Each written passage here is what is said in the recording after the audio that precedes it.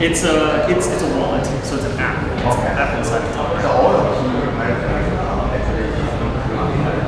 It's all included. Yeah, it's a good question. I'm happy to talk about it. Yeah. I was gonna share it with everyone. I'll tell you first. We're using MPC, so we're using MPC, and then are you familiar with MPC and like TSS? Or like, so we use a 2 of 3 signature shards. So there's 3 and then the rest is 2. And so we can do one inside of the Telegram app, one in the cloud on the server, and then you can self-custody and back up one anyway.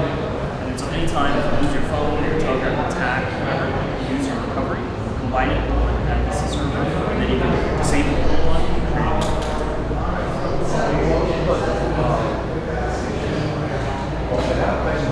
What if your service provider gets shut down and the user share the app? Yeah, that's right. Because they use to provide the data to exactly. Yeah, exactly. So that's a good question. Yeah. So right now the design does not have a single point of failure, but our implementation needs to catch up to the design.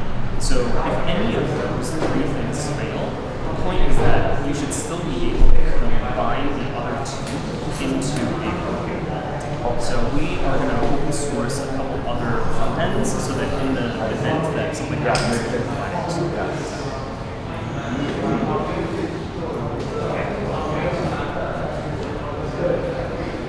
I pushed the message out.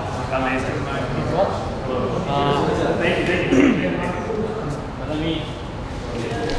All right. Come on in. Yeah, come on over. We're going to get the workshop started on Next session is going to start here about. Yeah, we're doing that.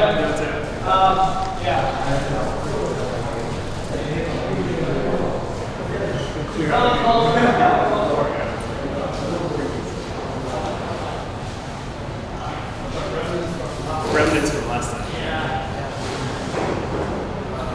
Does depend. I think yesterday. Yeah.